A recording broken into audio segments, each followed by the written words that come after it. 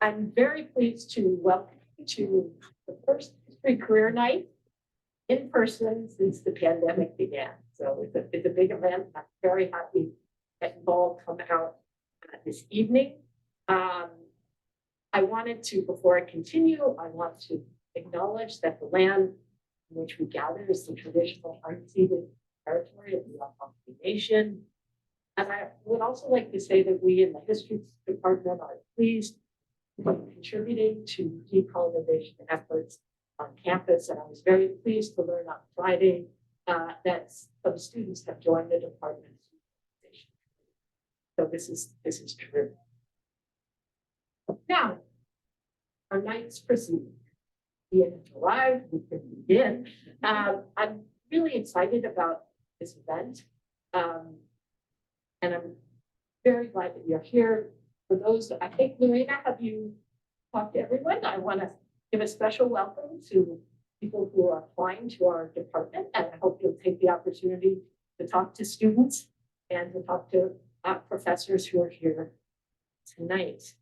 And for the history majors who come, I read the questions that you put forward on your registration form, and I hope that we will be able to answer those questions. And I know that a lot of you are interested in finding out if you can get a job after graduation that will allow you to use what you learned in your history classes and your history degree. Now, before I hand the podium over to Stacey Ann Morris, I just wanted to give you a little sense of how the evening will go. Our main event is our panel, and she will introduce our panelists. And our panel will give you the opportunity to hear about the career journey of 3 recent grads and a current student, Abby, who just did a terrific co-op placement in France last term. So she'll tell you about that. After the panelists speak, they're each going to speak for about 5 minutes. We'll open the floor to your questions. And depending on how many questions you have, Stacey might ask her own questions. And then after the questions are over, we'll conclude the panel, and then you'll have the opportunity to go around and visit people who very graciously came out on this snowy Monday night in January. So from the right, we have Kristen, who runs the Alumni Mentors Program, Natalie from Career Services, where did Caitlin go? Caitlin from COA, that's Ben from HUGS, Chrissy and Eloise, and I'm sorry, I don't know your name, from Seeing Women in History, and Professor Ock from Public History, and he runs the practicum program. Okay, so you'll be able to do that afterwards. And now I'd like to introduce the moderator for tonight, Stacey Ann Morris from Career Services. Stacey Ann is a career curriculum design specialist with Carleton's Career Services.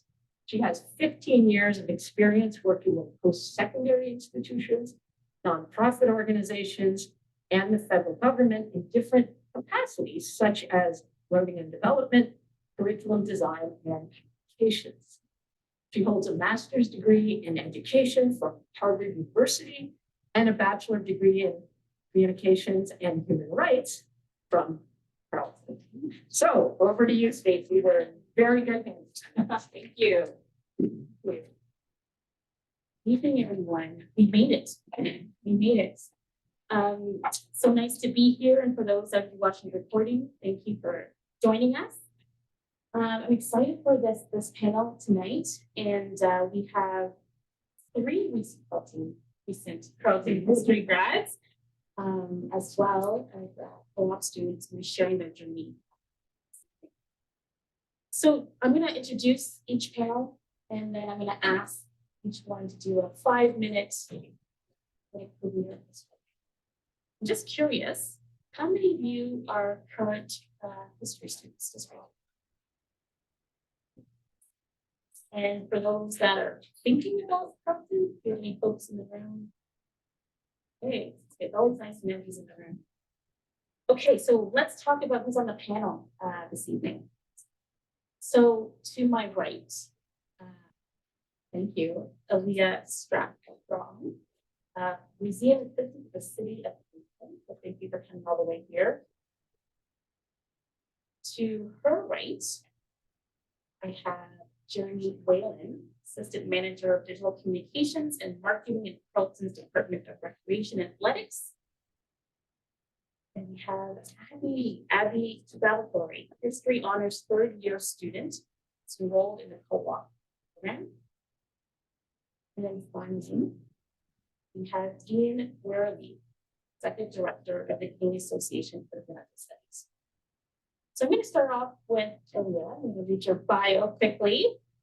Aaliyah has a Bachelor of Arts in History and African Studies from Carleton University, class of 2021. She's currently pursuing a certificate in museum studies with the Ontario Museum Association and works as a museum assistant for the city of Kingston. Outside of work, she volunteers with Rotary International within the Kingston community.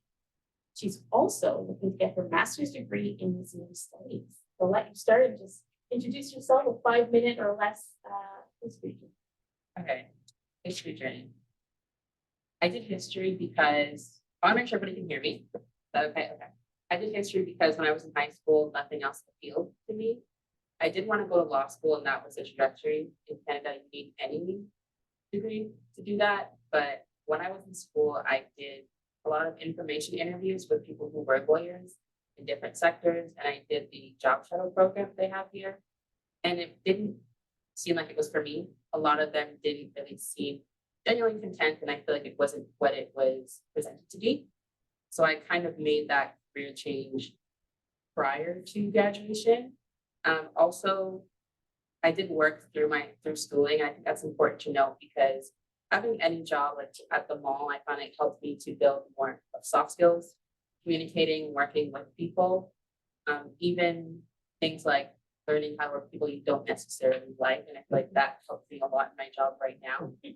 I did the co-op option as well, but I only did 2 out of the 3 terms. The first term I did it with P&D. I worked in business procurement. Wasn't related to what I'm doing, studying naturally, and I didn't really like it either. My second term, I did more social media management, and it was okay, but it wasn't really for me. Some people use the co-op program to do the same thing every year to get their foot in the door, but I just wanted to do a bunch of stuff to learn what I actually wanted to do because law was like out of the picture at a certain point. Whether or not you choose to complete it, like I chose not to because it didn't benefit me. I would have to stay longer based on like how everything worked out with COVID. So graduating in 2021 was kind of hard. But regardless, the 2 terms were really beneficial for me, and I got a lot of support. So learning how to write a resume and write it well is very hard. And it's a lot harder than I think the internet makes it seem. I got it reviewed multiple times. So I'm very grateful for the co-op department for that. The career services that they had here because they really did help me. So right out of school, my goal was to have a job lined up like day 1. And I did have a job lined up day 1. So my exam was on the 24th, 25th was my birthday. I started my job. I did it for 2 months at RBC and I hated it for life. So I quit after 2 months because to me it wasn't worth it. And I was unemployed for a bit. And then I just applied to a lot of different jobs. I was working at the server in between. And then I saw a posting to work at a museum as museum assistant in the city of Kingston. I personally didn't feel qualified for it because I didn't really have a lot of museum experience. The only museum experience I did have was an application interface project that I did with a digital humanities course here at Carleton. And the professor is Sean Grant. So I think that is really what set my application apart, to have some sort of correlation and connection to tech. So a lot of museums are looking for a tech background to help with digitization and stuff like that. So I didn't think I was going to get the job and I ended up getting it. So I'm not from Kingston at all. My family lives in the Toronto area and I made the choice to move, even though it was kind of hard, but I made the choice to move. And I personally felt that moving to a smaller city, there wasn't as much competition as there are in Ottawa, Toronto, and like larger cities. In addition to, I'm able to do so much things, and I feel like where I work now, what what I want to do, the projects I want to do are respected. So that was a really big thing for me, and being a part of that community. So I'm only, I graduated 2021, so I'm less than 2 years out. I've been working this job for almost a year now. And it's a contract, so like I'm hoping for the best in the future. And I'm choosing to study museum studies with the OMA because it's a part-time program, and it will basically help me fortify myself as a emerging museum professional. Because yes, with a history degree, you can get the job. And if you want to work in heritage, you kind of have to have something along that lines. But I will say the practical things that I learned in school are not necessarily the skills that I use all the time. Things like knowing how to use Microsoft Word and Excel. Think you know how to use it, probably don't know how to use it. And that's something that I'm recently learning in my job. In addition to that, what's the other question? Okay. In addition to that, I feel like the history degree, the African studies degree helped me understand my way of thinking and why it's important. Because I think Kingston is not very diverse. And a lot of what I learned is helping me to kind of help the museum go in the appropriate direction when it comes to telling stories that are not commonly told. And being able to spot out themes of, it's not a practice that we still use, especially when you work with people who graduated years and years and years ago. They are not necessarily accustomed to the ways and the teachings that are like more modern. So I think that's why like what I do is important. And I think that's the direct correlation to what I had. But if you're going the more like research route, then it's direct. No, I don't think it's very, very anything like that. So, but also I do think my volunteering helps me a lot. Being a part of the community and understanding that all the different things like co-op, job shadowing program, doing information interviews really help me to get the full picture for people who are like more advanced in my life. So I feel like I'm able to like save time by asking a lot of questions. In addition to that, I'm grateful to say that the university offered me a lot of opportunities, but I do feel like the opportunities I had that are not directly related to the institution did help me as well in terms of seeking out other mentorship programs. They may have like job boards or getting to know people who actually work in the field ahead of time who really like did really help me out. And I can go to them even today and ask them questions. And they can provide me feedback, and they still do. So like I'm still like a new grad, very, very emerging professional, but I am grateful for everything I've learned and everything that I'm going to continue to learn and through Carleton or just my job.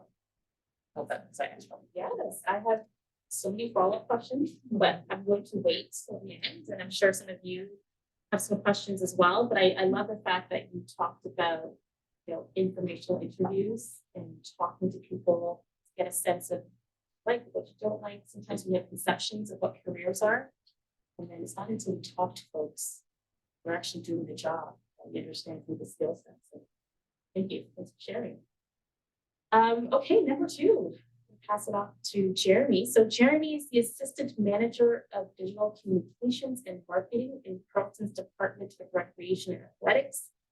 Within the department, he is responsible for overseeing the digital communications team and managing varsity sports information and game day broadcasts. Jeremy has over a decade of experience in communications, digital strategy, and marketing, having previously worked at Transport Canada and in various roles across the US. Prior to joining Carleton Athletics, Jeremy worked in the undergraduate recruitment office before spending 4 years leading the university's student communications. Which I will leave it to you to talk about your journey. Thanks. Yeah, as if that probably covers it in detail, but if I were to kind of talk about my journey, it was basically a willingness to say yes at different times. I'll be blunt. I didn't enter Carleton as a history student. I spent my first year in another program that I won't name, and quickly sat back and said, you know what, this isn't what I took in high school. It doesn't match. And I remember going in to talk to another professor that I had in first year, and he looked at me and he goes, well, why don't you just switch to history?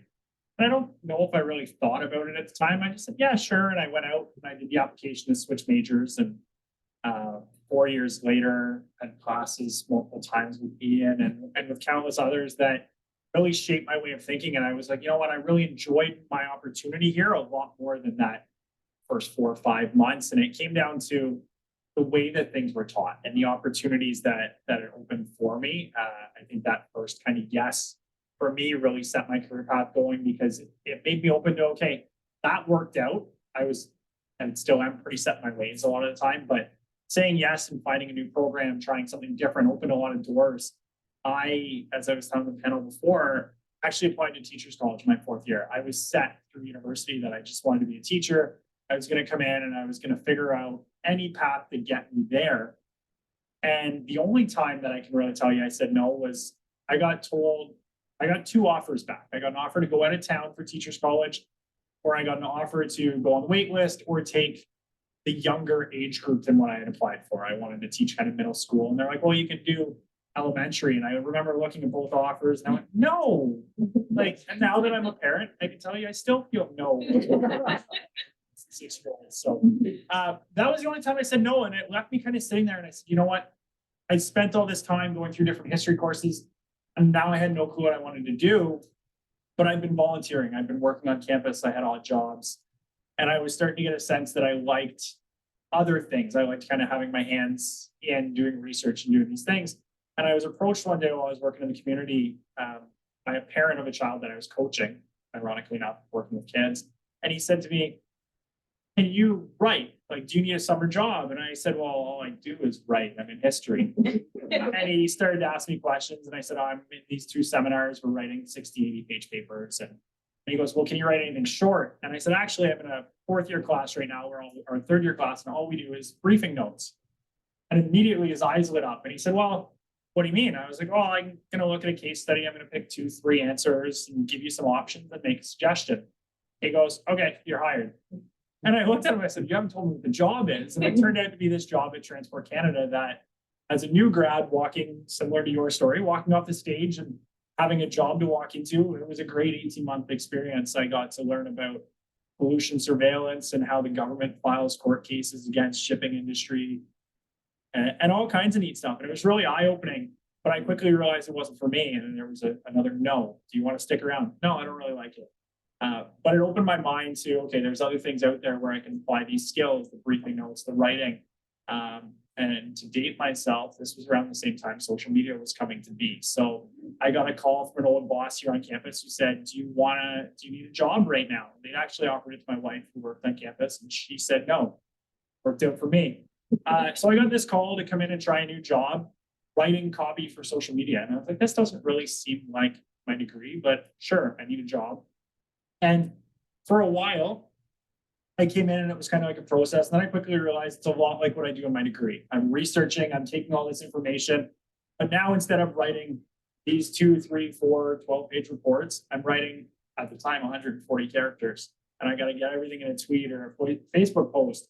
But I started learning new skills. I learned how to do Photoshop. I learned how to make videos and started to apply that learning knowledge and the skill acquisition knowledge that I got in my degree to other things. Within 6 years or so, an opportunity came up to move to central communications at Carleton. And what that showed me was there's so much more that goes into the marketing, the communications, the day-to-day that works with policy and works with operations. And all the while, I kind of started to gain that connection back to what I'd learned, what I'd done in class to a career path, all while still doing the things I loved on the side. And finally, someone said to me one day, well, you got to mix the two together. You can't keep going all day at work and then going all night on the side. And in the middle of the pandemic, of all times, an opportunity in sport came up. I was like, you know what, that's my combination. Sport got me a job, told me not to go to teachers college in one way or another. Thanks, kids. And it opened my eyes that this is what I want to do. And so now for the last 2 years, I've been able to marry those two pieces together and work in sport, work with varsity athletes, but it's all the same thing. And a lot of what I do now, I'm managing our records. So, I mean, as everyone knows about Carleton, we have this amazing basketball program, but you have to be able to manage the records, keep the metadata on photos straight, and keep all that information so that when we go to put someone else into a Hall of Fame or recognize this 2-decade team, you have to be able to manage those pieces and marry it together. And it became this combination of things. By continuing to say, yeah, I'll learn that, whether it was Photoshop or now broadcasting, I've kind of picked up everything along the way. And I think it's the resilience that the program teaches you that's helped me get to where I am. It's not really the ability, like you were kind of saying, it doesn't always feel like what I learned in class, but it's the that research that I'm gonna learn it and I'm gonna figure it out kind of mentality that history teaches you that's really helped along the way. And now, I mean, we do so much different stuff every day, from leading the department's EDI mission to, again, broadcasting, writing stories, storytelling, learning how to pitch to media, that you just pick up all the little pieces. And if you have the background in something you love, then I loved my 4 years in the program. The rest is easy from there. Is it always easy to find the next job and the next opening? No, sometimes you got to be patient. Sometimes you got to sit through something you don't love for a couple months, but I think you can definitely apply those skills to learn that next piece you need, and history set me up really well for that. So much, Jeremy. I love your career story of like happenstance moments, which we usually tell students in career services. There's going to be moments where you might just walk into an elevator, like be sitting beside someone in your classroom. You might go to a networking event and hear about an opportunity, or someone just says, "Hey, do you want to try this out?" And then the combination of their skill sets and being able to write briefings versus an 8-page paper, right? Plain language, right? So that's awesome.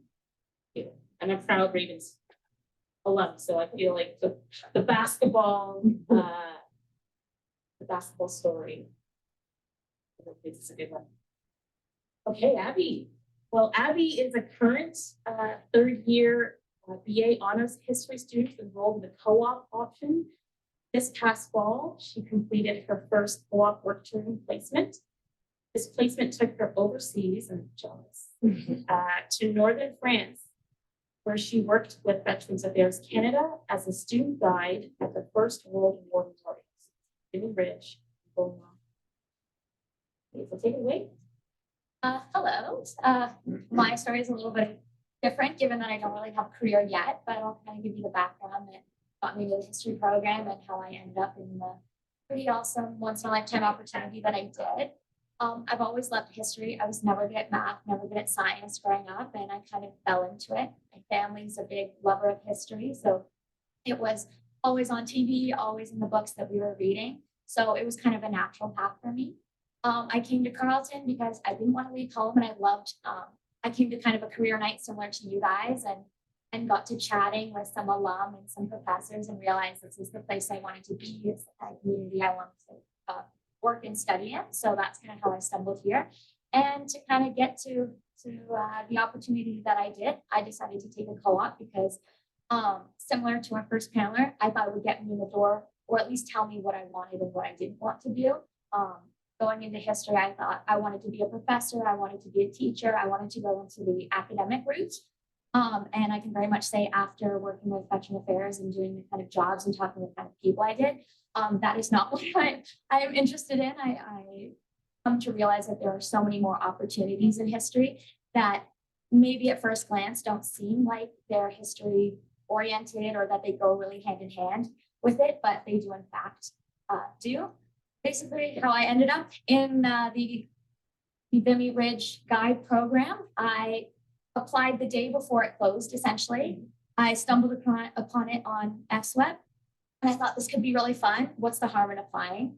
I applied, I somehow made it through the first interview, and then, the emails start coming, made it through the next couple months, and all of a sudden it was the day before I was leaving and moving to France. What we did is we were 13 Canadian guides from across Canada, and we were supposed to give free historical guided tours to all of our visitors in French and English. So if you are interested in kind of maybe picking up a second language, I do recommend French, especially if you're planning on staying in the Ottawa area or stuff like that.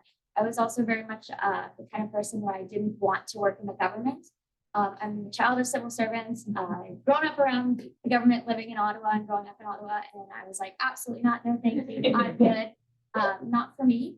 But after working with Veteran Affairs and working with the kind of team that I did, the people that I got to meet, I got to work in a very, very small group where I got to work hand in hand with the directors, some very cool, important people. And after doing that, I've kind of realized that even if I don't choose to go that direction, it's definitely a very interesting direction. And yeah, that's kind of my history career path. Yeah. I know that you mentioned an acronym. For those that don't know, remember FSWEP?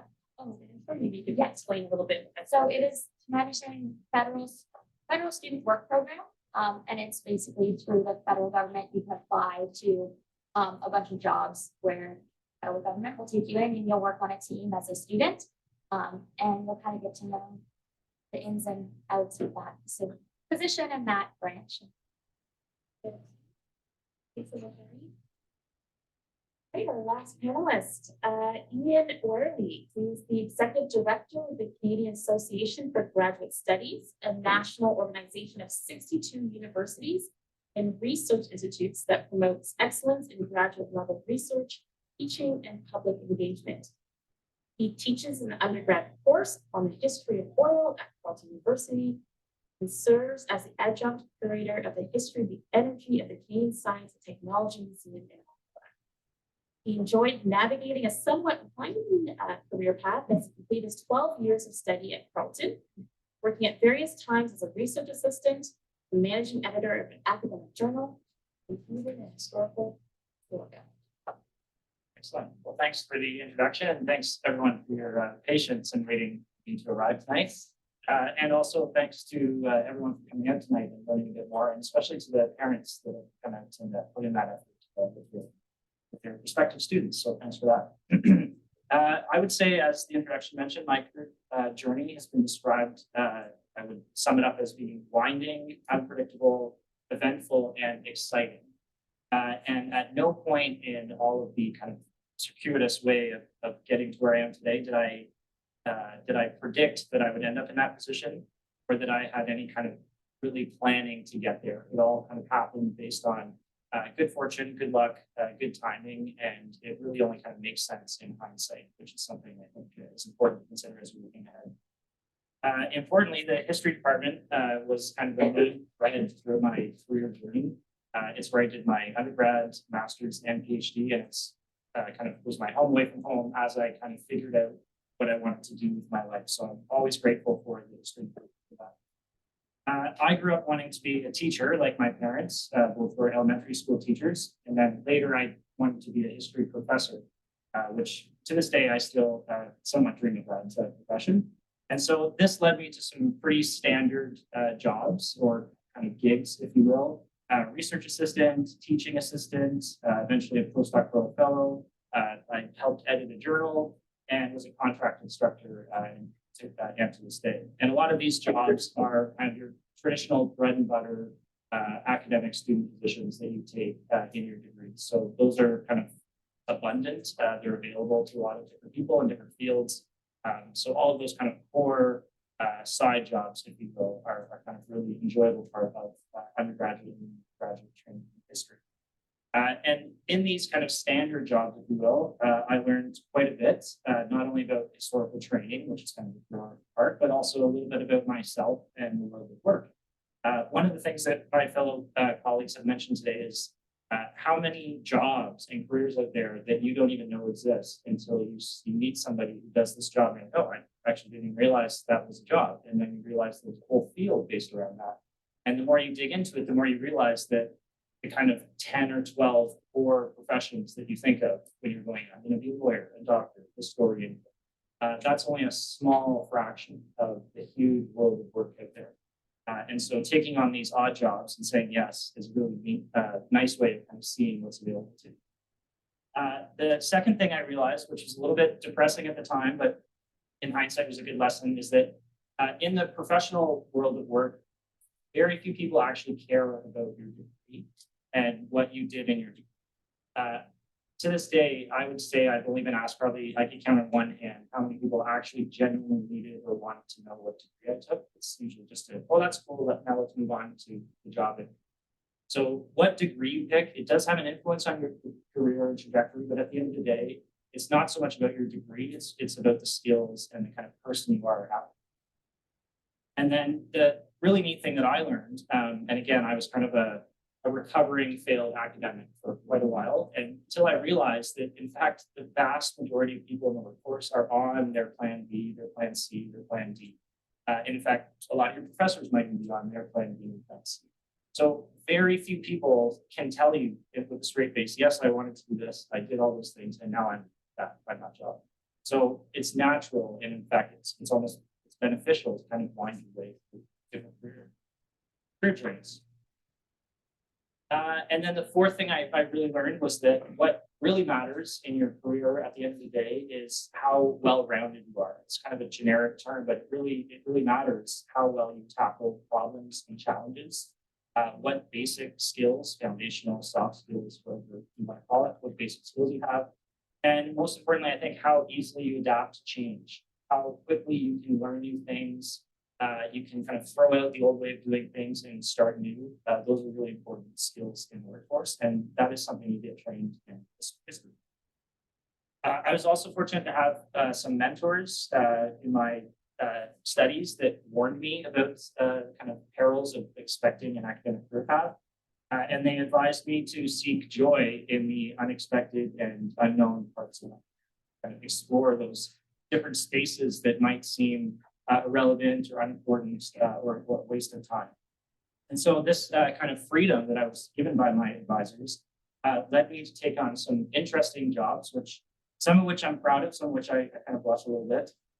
In my undergrad, I actually tried a stint at vacuum salesman, being a vacuum salesman, because it actually paid pretty well, and it was a good way of experimenting with my public speaking and kind of persuasion, which is important. I did ghost tour guides for children. So after I did historical tour work, but before that, I had to kind of train and prove myself. So I walked around downtown Ottawa with a big lantern and cloak telling ghost stories. But again, it really taught me to think quickly, to come up with kind of the cool story that would get the audience interested. So at the end of the day, it was worthwhile. And I was also a communications guy for the now famous member of Parliament, Will Emos, which usually makes people chuckle, but at the same time, it gave me a good opportunity doing graphic design, media promotion, and other. And on top of that, one of the side jobs that I, at the time, was a little bit, I would say, embarrassed about, because I was in my fourth year of my PhD, and all of a sudden I ran out of funding and I needed a job, and my wife at the time demanded I get a job. And so I actually took on a 5-hour-a-week social media. I was literally called the social media guy for a national nonprofit who was staffed entirely by boomers and had no idea how to run social media or open Excel or any of these things. And so I was basically throwing the passwords to the social media account and was essentially given free rein. And right now, somehow it's a little bit more secure, but I ended up now I'm leading that association through these opportunities that came up. People retired. I was given the chance to prove myself. If you can do that, then can you do this too? And just constantly saying yes led me to where I am today. So I think that was another good lesson, saying yes. Now, you will reach a point in your career where you have to start saying no. And I'm sure a lot of professors know that well, that you can't say yes to everything and not burn out. But when you're younger and when these opportunities are kind of put in front of you, it's really important to be able to say yes to as many things as you can, because you actually never know what it could end up. So I think if I could just wrap up quickly a few pieces of advice that I always try to give to prospective history students is to choose your discipline and area of study based on what you're passionate about and what really drives and motivates you, not what you think will get you the job. Because number one, you don't actually probably know the job that you're trying to get. It may not even exist right now. And you really have to get up every day and be like, yeah, I like doing this. I mean, it's a lot of work. It's snowing outside. It's dark, but I actually like this material. And that's what's going to really drive you through the tough times, which are definitely keep finding ways to reinvent yourself, always taking on new tasks, figuring out how to use social media, how to use, convert things to PDFs. You wouldn't believe how rare a skill that is. How to create an email calendar invite. Again, it's a huge thing that people, I know everyone's kind of like, what do you mean? But it's a real thing. You need to get these basic skills and you're already going to be way ahead of the chunk of the workforce. And build your networks out as far and wide as possible, which is like what we're doing tonight, talking to people, meeting with people, informational interviews, going to the career services. You can't promote that enough. Going to speak to your professor, the department head, anybody else who might have recently graduated, and just start figuring out what people are doing, what they're thinking about, and see what you can do. Thanks so much. There's a lot there. Thanks, Neil. I'll just drop the mic. So I want to leave it. I mean, we want to have more of a discussion. So I want to know if there's any question. I have a lot, but this is not for me. For folks in the audience. So are there any questions for any of the panelists or maybe any clarification on what they mentioned? If not, I'll start with my part. I figured that's gonna happen, so I have a privilege. So Ian, you talked about some of the foundational skills that are really important that you've developed. I'm curious whether the panelists, if you could name a couple skills that is really important during your that you gained from your history. What skills would those be? Foundational or technical? We'll go. Yeah. Sure. So I think the most important like hard skill is software. So the Microsoft Suite, internet, email, how to build websites, like kind of all of the digital skills that I'm sure a lot of you are already experts in, but if you're not, that's a big one. And then I think for soft skills, I think probably the best one that I learned in history is empathy and a sense of being able to understand another person's experience and that their experience is different from yours and how that can be used to kind of understand or better understand people. It's probably the best thing to help. Oh. For me, probably it would have to be specifically when it comes to my role in the job that I was doing, it would be research and communication. There's a lot of research being done behind the scenes because you are giving historical tours and you do need to know the information, but as well, you're allowed to add your kind of your own stories, your own personal information, but you do have to do your own research to get it. So that was a really important thing. And it's also just helpful in any form of job to be able to research and find information. And my second was communication, because no matter where you are, no matter where you work, you're going to be having to communicate with someone at some point. You're going to be talking, you're going to be emailing, whatever it is. You have to be able to kind of be able to communicate effectively, clearly, and I would echo a lot of what Ian said about the soft skills. I think the easiest thing in terms of making a transition and acquiring those new skills is building out some of those. I found personally when I developed most of the program that really helped me was my ability to do research, as I was saying, now to be able to teach myself new things through research, open doors. I was able to say, okay, what's next? How do I get to that next kind of level where I want to go? And a lot of that was research of, as you were saying, I'm going to learn Photoshop, or I'm going to learn how to put together videos, and I'm going to learn why my videos suck and I need to do better next time, and continue to stack those skills on top of each other. And I think the other part that history taught me is that if you follow your passion, you have a lot of fun. Like I said, I switched degrees very early on. I see a bunch of Canadians half the front row, which is always motivating for me because I still have goals. Personally, as much as I love what I do, if I ever got to work there, I'd drop my job in a heartbeat and be there. And it's that idea that whatever you love is so much easier, as Ian said, to get up and do. So keeping a passion in what you do and in your classes makes that easier to gain those skills and move forward. I can't tell you how many times I wrote a history of sports paper when it wasn't supposed to be a history of sports paper, but they helped me get through because that's what I really enjoyed. And just being able to continue to chase those passions really helps. Soft skills. Outlook, you mentioned, is very, very important. Being able to send an invite because you send a lot of invites. And Outlook can do a lot more than I ever imagined it could do, to be honest. But also being able to write a professional email, short to the point, but still clear. That took me some time and actually very helpful because a lot of my job is emailing people, whether it be internally or externally.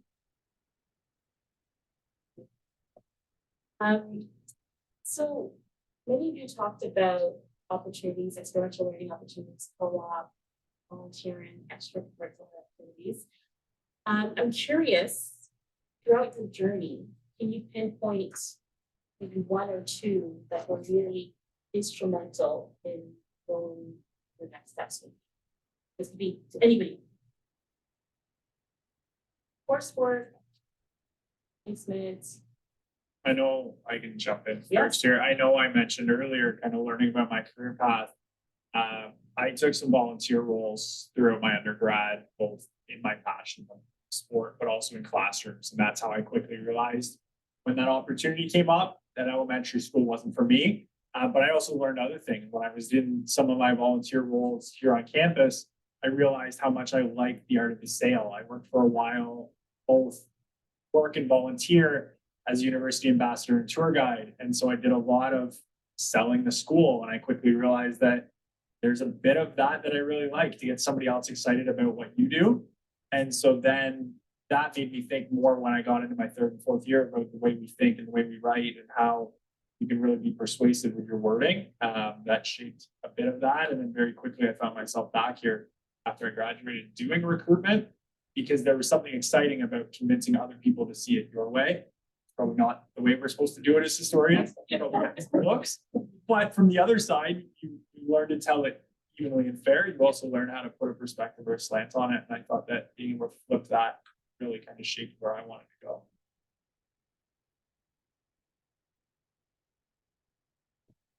Okay. I would say for me, the Capital Heritage mentorship program that they have was the most influential. Because like how they have it is you may have an internship portion, and then you have like a mentorship program that's more spread out throughout your academic year. And I think it's interesting to be able to interact with people at all different levels, whether they're like new professionals coming into the country. At the time I was in school, some people have been in the industry for 5 to 10 years. But the way how they structure it, you're able to learn a lot.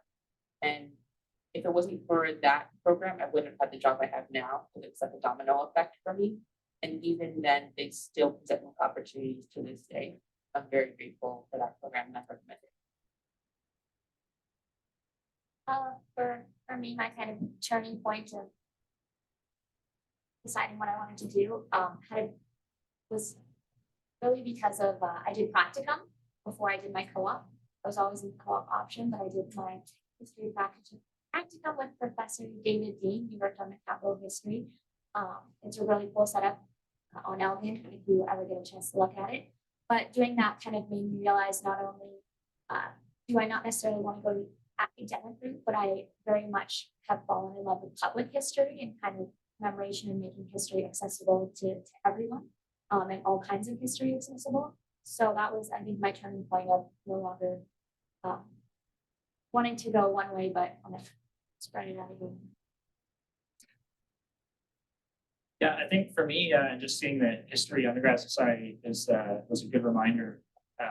In history, you can be pretty isolating. You're often by yourself. You're responsible for your own papers, your own research. There's not as many it's not like a lab environment like a lot of STEM students.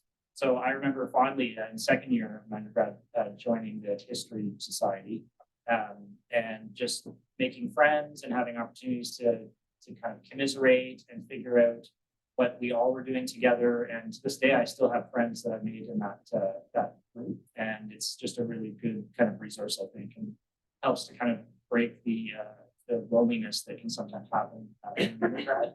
And who knows where that can go. We had experience hosting conferences and developing flyers and just holding events and kind of creating a professional network. So I recommend you take up any sort of undergraduate society that is in the program. So we'll do a pulse check here. Raise your hand if you're a current history student again. Let me see. And keep your hands up. From this discussion that we've been having so far, do any of you know what you want to do next? Keep your hand up if you don't.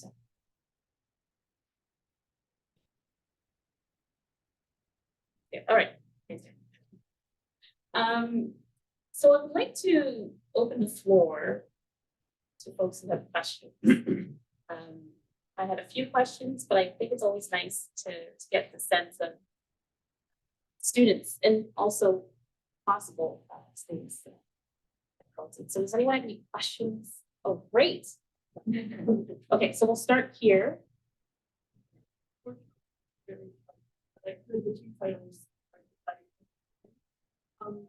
Does your teaching work inform your curation work or vice versa, or like how do those two work together?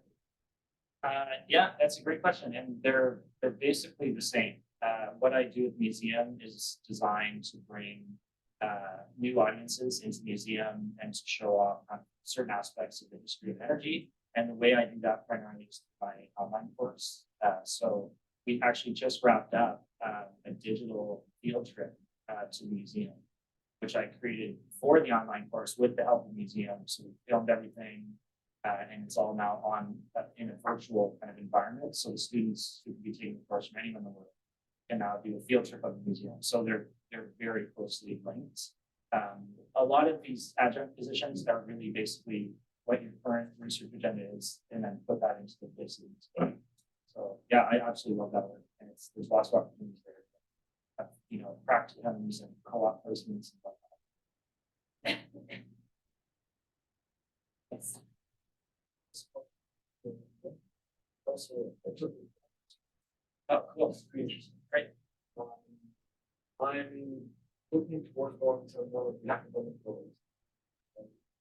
Just wondering, like, since you went through that, what are like some of the biggest like misconceptions that you can, what was stuff like when you went to your master's? I'm gonna repeat that question for the recording. You let me think as well as your. So the question was, what are the misconceptions when you're doing academic role, decide to take that profession? Yeah. I have a lot of personal opinions on this, and I don't want to maybe, but I think for me anyway, one of the biggest kind of eye openers was the lack of positions available, and to the point where, I might as well have said I'm going to be in the NFL or I'm going to be a judge. Like it's just like, okay, there's no positions. So I would say that's something you have to be very aware of, is the lack of positions and the huge number of applications for those positions. The other kind of eye opener was how much academics have to be in this day and age mobile in the early phase of their career, which is when you're thinking about families, mortgages, kids, pets, anything like that. So it's a big sacrifice. It asks you, demands of you to be highly mobile and often multiple times. So now there's great benefits to it, and I mean it's a wonderful career, and I would certainly love to find myself in a position like that one day. But I would definitely caution you from. It depends. I haven't talked to you about what your particular vision or journey is, but it's not an easy. A couple of you, Jeremy and Ian, you both mentioned, when you first got in there, you wanted to go teacher after your degree. I know it's not basically a history question, but what are some of the unknown hurdles or unexpected hurdles or stereotypes along the way that changed your mind about that career path? My mind wasn't so much changed. The hurdles, obviously, and everybody in this room who's a current student can probably admit to it too. When you tell people that you're studying history, that's the number one question you get asked. Oh, you're going to become a teacher. And that didn't bug me. That was kind of where my intention had always been.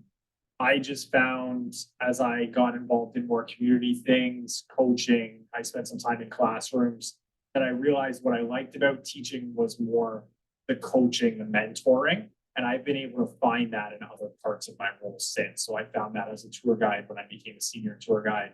And I realized that you make a better connection with someone who's 17, 20, 22 when you're mentoring them along than you do with a 6-year-old maybe.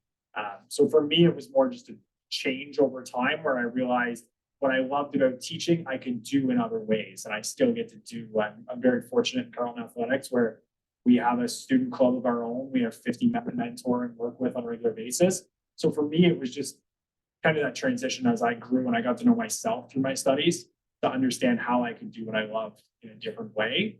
And so it wasn't so much hurdles along the way as maybe falling out of love with that idea. As Ian mentioned, I discovered all those other jobs that existed. And I started to see, okay, there's a lot more that I like this way than the teaching. And I stayed involved in the community and minor hockey and other things instead. Got involved with the mentorship program. So I was able to marry the two and start to find those new jobs that Ian was talking about earlier. I think for me, it was that I really took some time to figure out, like, what do I want to do? What is it that really drives me? And teaching was a part of it, but I realized that those interests can be fulfilled teaching elsewhere, when currently I do teach part-time, which is enough for me. And then also the kind of unsavory aspects of that profession, kind of outgrew what I was really passionate about, which is teaching. Now, it didn't help that both my parents retired around the same time that I was making these decisions and kind of had a lot of advice for me about the teaching profession. But I think I just, again, I kind of lost interest in that specific career path, realizing that I can fulfill those other kind of joys elsewhere. I will say though that I think people with history training would be superb teachers. And I probably would argue that more teachers at the elementary and secondary level should be history trained, because it offers just such a nice kind of complement to all the other fields of study, and that kind of deeper historical knowledge about how things are, how we got here, how some of the tensions in our society, I think would be better understood by people more trained. So it wasn't right for me, but I think it's actually a really nice group out.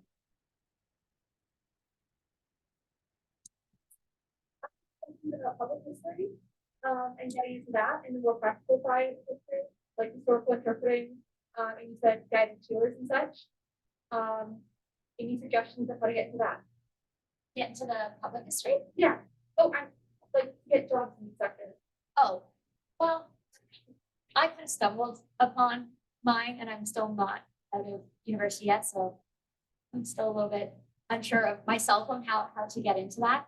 But I recommend kind of talking back there. It will be much more of a help than I will. But sorry, what was your second half of the question? Oh, getting into historical interpretation, and more hands-on side of history. On it, for me, it started just by, again, doing practicum, doing co-op, finding positions where that interpretation was needed. I found being a tour guide was the perfect opportunity to do that, because you are doing a script, but it's then your interpretation of that script, and you have 30 to 40 minutes to interpret that, to tell that story to your audience or group. That would be kind of my best advice in that, but there are tons of options that I'm sure I haven't been explored myself yet. Well, just curious, with your role as a museum assistant, you unpack like what a day-to-day would look like? Every day is different because we operate with 3 different sites. So one is a woodworking museum. So when we're there, it's more like steel toe boots, literally helping people make food boards, they're making a lot of craft, which I love. So it kind of works out. When it does come to government building that we have, which is actually City Hall, a lot of like tours. Generally, students, like the historical interpreters, as we're saying, and volunteers do provide those tours. Sometimes we work with the mayor, so the mayor can come to like see the students and stuff of that nature. And we actually have a jail cell in the basement, so it's pretty cool. And then the last museum we have is a STEM-based museum, and that's where most of our work is done. So it's a lot of coordinating school field trips, coordinating events. Like currently I'm planning an event, a 90+ event. And even I'm working on an educational booklet for students, the younger demographics, so they can be more engaged with the content. And it's a lot of like maintaining the building.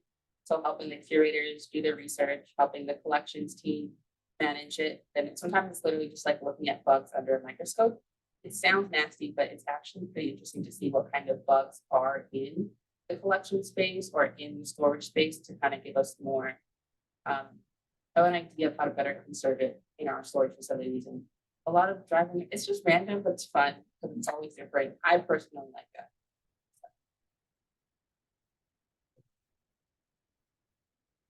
As you have mentioned, a lot of museums are looking for people with digital experience. Yeah, so depending on the museum, right now, a lot of us are working on getting our records digitized and better organized.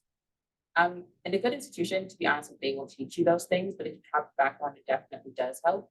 And those are something I think some places will let their volunteers do as well. Would you have more specific questions? No, just curious about that. You see specifics. I've heard about that before, but not much. So it's pretty common. I think it's also common with the archival work as well. If it's something you wanted to do, and I personally find like how we get a lot of our volunteers, they just email us saying, hey, like this is something I'm interested in doing, and sometimes they may be able to have the time to train you on it. we can train videos, so I think it's a really good subject to want to go ahead. Mentioned, that answer, that there are some skills that you learn. We graduate from the job, and I'm curious, what are some of the skills that you learned outside of the technical skills? So one of the things that I realized I had sorely missed was budgeting and creating a budget and kind of accounting and kind of bookkeeping, if you will. I mean, when you're a student, you don't have much money to budget or count or keep for it, but when I started in my current job at GAGS, Graduate Studies Association, I just realized how much of a novice I was at even simple bookkeeping, accounting, and tracking the finances. So that's something that they certainly don't teach you in your classroom when you're undergraduate, but it's something that I wish I had learned or taught myself a bit more after graduation. All right, I would say time management, and the more I've done it, the more I realize I still don't know what I'm doing. I think you have so much time in your undergrad to work on your assignments and work on your projects that even a great procrastinator like I was can still get things done. And the more that I've gone through my career and your day fills up and your schedule fills up, you learn that you can't wait till the 12th hour anymore. Especially in my industry, we never know when we're going to get 2 hours out from a deadline and have something else change or something come in or a new news cycle start that requires research and proofreading and editing and a whole lack of attention. So that time management and not just focus versus procrastination, but being able to schedule, prioritize, talk to others around you about what priorities are and really manage that workload and being able to understand where you're at to avoid career burnout or to avoid the challenges that come from really heavy workloads at times. And then the opposite of that is how to work when you're not busy. And I think had I known that when I was in undergrad, I probably wouldn't have procrastinated so much, but how to get yourself focused to work on those quiet times so that you're not worried about that time management if something comes up. It's taken me about 12 years of my career to figure that one out in the last 3 months, but yeah, knowing how to take advantage of both so that you're not caught on either end of the spectrum is really valuable. Really good answer. I would say in addition to both of those, because budgeting is something that I really struggle with, especially when it comes to event planning. They give you a budget and you have to just make it work. So understanding, like, as you're saying, to prioritize what is really important to have and out of what you don't need. But in another term, I would say like media training. That's something that I got at my job, which I thought was pretty interesting, and knowing how to operate when it comes to working with like journalists in particular, or doing like media interviews for an employer. But it's very different about how you want to operate yourself and how you're operating when you're representing your employer.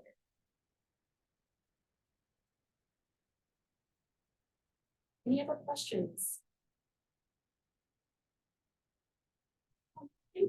I answered this earlier, but I wanted to give the rest. Basically, you describe sort of your jobs that you spent this afternoon.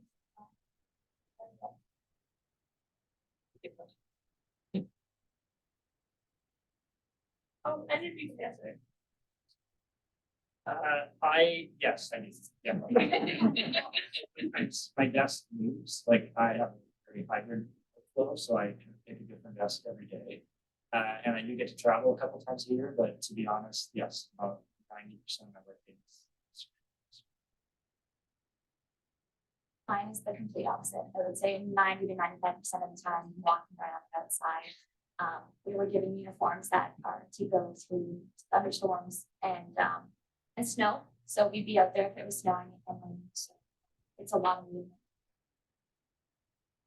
I'd say I'm probably about 50-50 given the day of the week. Some days you're doing 15,000 steps, and other days you've got 6 meetings in 8 hours, if not more. So it really varies on the day. An event day, completely different experience than maybe a Tuesday. Tuesday's a meeting day. Yeah, one and all.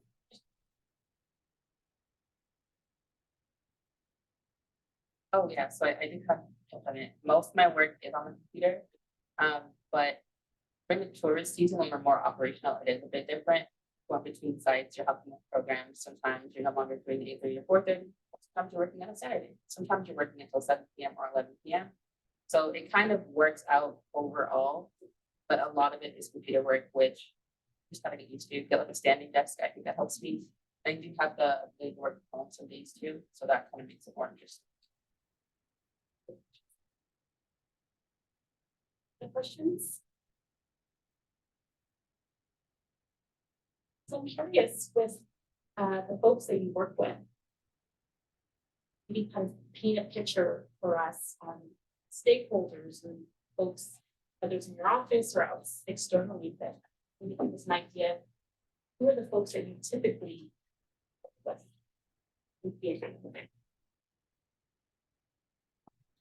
So for me, it's other students with the age range of, I think it's 18 or 19, upwards of 28, was one of the students that we had this summer. And everyone is a student, so you really are working with your peers. And aside from your coworkers, I mentioned that the students that I was working with, I did mention I was in a little small group, and we have the director and a couple other people who live in France full time for their entire contract that we got to work with. And then aside from my coworkers that I was working with every day, every single day, you are interacting with visitors.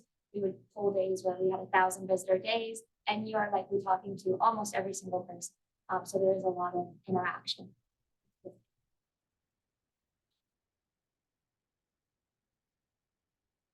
In my work at the Canadian Association of Graduate Studies, we have a board, 13 people, and actually, and they're all academic administrators, associate deans. And 2 of the 13 are history PhDs. So they do exist, especially in academic administration. And the vast majority of other people are from STEM fields. So that's why they don't care, it doesn't matter. It's usually just curiosity. Like, oh, you're in history, that's cool, I'm in biochemistry, and then we move on. So I always find it interesting to kind of find the historians, because I like to think that they act different or think differently, and I can identify them, but really it's a full mix of all these. Yeah, I work with people from across the province or the country every given day, from career broadcasters and journalists to my direct supervisor as a women and gender studies graduate, now running our marketing department. So we really run the gamut, and it's everything from our biggest stakeholders, obviously our student athletes and the students here on campus who are our fans, to donors. We have a lot of events for donors and season ticket holders, media across the country. As you mentioned, I don't know if I can go 2 days without a media inquiry of some sort. Some of them student journalists, some of them trying just this morning, we were getting on TV and making sure we were getting coaches in front of television to sell tickets. So there's a huge array of who we work with and backgrounds. And I think history, as you were mentioning, really prepares you for that, because it gives you that lens to really want to understand everybody else's perspective. So you never feel, especially dealing with the media at times, you never feel threatened by them, the questions they're asking, because you want to understand why they're asking those questions in that way. And as often as possible, help them while, as I mentioned earlier, spinning on your story instead of maybe what they're looking for. In my job, it is mainly working with the public and the community, because I do work for municipal government primarily, but secondly, most museums are obligated to serve their local community. So what the events that we put on, the programs that we have are based off of what they want to see. Most of my work is with people who have like archaeology degrees, PhDs, masters, or history. And I think we all kind of like act like kind of the same person a little bit. Also volunteers. I work a lot with volunteers. Those things they hold. I have a question in terms of challenges during your career journey. What has been the biggest difficulty or challenge you faced in your career or co-op placement so far? How do people look at it? I'll throw it. You're smiling. Go ahead. The biggest thing for me has always been like the people that I work with. I'm more like a relationship oriented person, so it really does have an impact on me. And you have to really think about how, as we're talking about perspective, and why people want things done a certain way, and why they may act certain kind of ways. And I personally feel that the people that you work with will have more to do with how you feel about the job than the job itself. So that's why I kind of struggle with that. A lot of head nods. Yeah. It's tough to follow up with anything else. I would say that like history really encourages that thirst of knowledge and wanting to learn. And for me, even still, it's turning that off at times and recognizing a deadline or a priority that needs to be met, being able to say, okay, I can't do any more digging at this point in time. I'm writing a sports story, right? In the past, it was we were building that. And you just have to pick that spot where you draw the line in terms of the amount of research and analysis you put into something before you move forward. So in some ways, it's probably some perfectionism that you learn from history of wanting to turn over a rock and make sure you have that research. But it's also a bit of just knowing when you've done enough to move that piece forward. I think in the academic side of my undergrad, you always felt like you had more time, even if that was maybe procrastination. But on the professional side, it's really knowing when, okay, that's got to go, there's a deadline coming, and moving on to the next one. For me, I'd also have to likely say the relationships that you have at work, that can be a challenge sometimes. Specifically with my co-op, we weren't just working together, we were also living together. So that brings its own set of challenges. So you really have to kind of be introspective and see how you are as a person, how you're behaving, how that may affect other people and that kind of stuff. But another kind of challenge would be communication, given that my co-op was bilingual. So you have that language barrier with some people, and especially in France, the French is a little different. So you could say an entire French sentence, or at least you think it's French, and they will look you dead in the face and say, I have no idea what you're saying. So that communication barrier and being able to talk to people was a challenge, but easily over a period of time overcome them. This is kind of funny because these are the exact two main challenges I have. It's my lack of French when I got my position, and as a national association, I had to have French, so I learned as much as I could very quickly. But I wish I had taken more seriously the secondary language in my undergrad and graduate school. And then the main issue is HR. Just you're not really trained to deal with difficult people, or to sometimes in a position of seniority over somebody who might be older than you. In a kind of history program, it's just usually you and your supervisor, and you're at the bottom of the power curve and they're at the top. So it's just how it is. But in the workforce, there's a lot of different dynamics that you're really not trained for. And there was a lot of kind of learning on the job that I had to do. You're just not trained to do in your program. You have to do it yourself. Are there any other questions from the audience?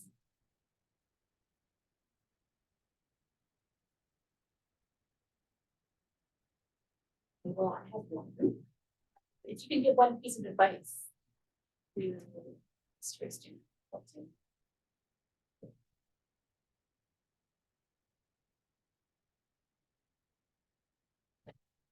Jim. I'd probably just say to be open-minded to new opportunities. I think we talked about it a lot as a panel tonight, that you don't really know where this path is going to take you. And even if you think maybe something's not for you, to be open to giving it a try or to learning more about it, because you don't know where it's going to go. As I mentioned, my first stop in the federal government led to me learning GIS and geomatic systems, which somehow when I got into digital media and social media, I actually applied at the time to Snapchat and marketing and buying filters, because I understood terms like geofencing, and now continues to apply to today in my marketing work. So just saying yes when it fits, or being open to say yes when it fits you, is really opened a lot of doors for me. For me, it would be to maximize the services that are available to you on campus, whether it's career services or the writing center, or your faculty of graduate studies or undergraduate faculties. There's like a whole infrastructure there that's designed to help and support and kind of lead you. But I wasn't really pushed in those directions in my undergrad and in my graduate program. And it wasn't until after, when I got into that kind of career space, that I realized those even existed. And I think of all the efforts that I went to figure it out and reinvent the wheel on my own, I really just booked an appointment and had them say, maybe being a history professor isn't the most realistic goal. And I think maybe something that it sooner, but I just felt like I even at the library, there's the library that I embarrassed now that I never knew about until after. So check out what's available to you because they're free. Why not take advantage? I'll plug for sure, because That's right. as a member of career services, we review your resumes, we help you with your job search, we also have the co-op office, prepare for interviews. For some folks get very nervous doing interviews, we do mock interviews as well. So yes, thank you for For me, I'd have to say probably to get involved in the societies and clubs that we have. As mentioned earlier, being a history student can be a little isolating sometimes because you may not always be with another, or your work tends to be by yourself. So we have Carleton History, we have clubs. There's so many clubs and opportunities and people that you can meet in this program. And just that's kind of my one regret, aside from not using the career services and all of that stuff, is not getting out there as much because it really does help and it makes a difference. Same thing. The thing I would say is that when it comes to your final project, don't always write an essay. Try to do other things that way you can learn other skills, whether it's like making a video or doing something in the community, something fun, and those are things that you can do in your portfolio and your real life examples of work.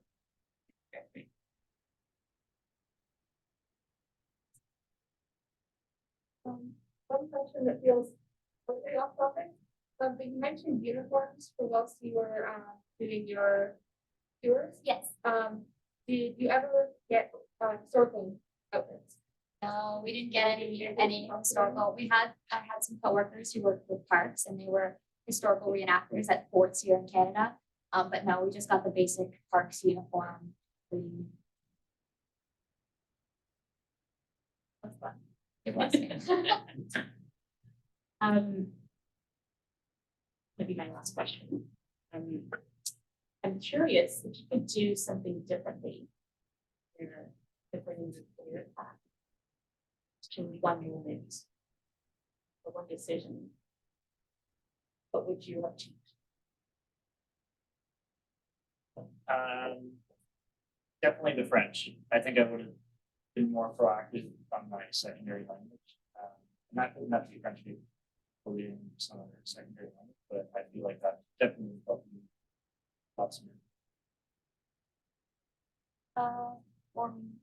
For me, it would probably have to be starting my co-op journey earlier. I started it quite late, as in I didn't pay attention to what classes I needed to take and all of the requirements. So I found out in my third year what class I had to take, when I had to take it, and that I had to stay another year if I wanted to do my full co-op. So it would probably be starting that a little bit earlier. Also, my co-op placement I absolutely loved, and so I wish I had learned about it earlier and started that a little bit earlier because you can only do it while you were a student in the specific program. So time is slowly coming to an end with that, but that would probably be fine. I'd echo the idea of taking advantage of the services. I wish I had spent more time and I had no excuse because I told every incoming student about services he is talking about, but I never went to them. But I wish I had got myself involved in the mentorship program. When I realized my fourth year that teachers college wasn't where I wanted to go, I needed to talk to someone else. And I ended up having to do a lot of that on my own, searching people out, making phone calls through contacts to try and figure out what I wanted to do with my career. And had I realized that there was an office here to help with that, besides what I knew of career services, that would have probably helped me on my path. I don't regret where it's got me, but I wish I would have asked the question to make life easier for sure. I would just say getting better grades. My grades are great, my grades are fine, but there's some courses I feel like I could have put more in, which would have made it easier for me to get the master's program that I want. I haven't applied yet, so I hope for the best. But I'll add too that, sometimes I think that some of the common themes that I've heard this evening is, sometimes career paths are not linear. And this idea, I remember when I graduated from undergrad, I thought I was done. I'm not going back to school. I'm still making some money. And then 7 years after working, I'm like, you know, I don't want to do a graduate degree. For some of you, you know that for a graduate school application, you need a few things. Academic reference. Started thinking, okay, who will remember me after 7 years? So typically in career services, we tell students, even if you feel you're done with, you know, your graduate or your undergrad journey, try to stay in contact with this one professor or TA, because you never know where the path will go. And sometimes you might think one door's closed and you might say yes to one door and no to another. It's always nice to have at least an academic reference. So that's just something I want to plug there, because you never know with life, right? Any other questions?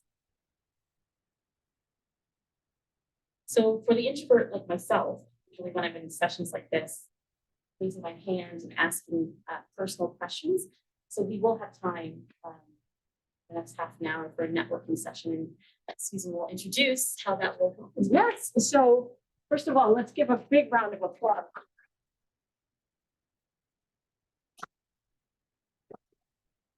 And expertly moderated as well. And really clearly balanced. So many terrific things were said and were introduced. I mean, if you take away one thing, if you didn't know what the F-SWEAT program is, the Federal Student Worker Employment Program, major advantage of being a student in Ottawa.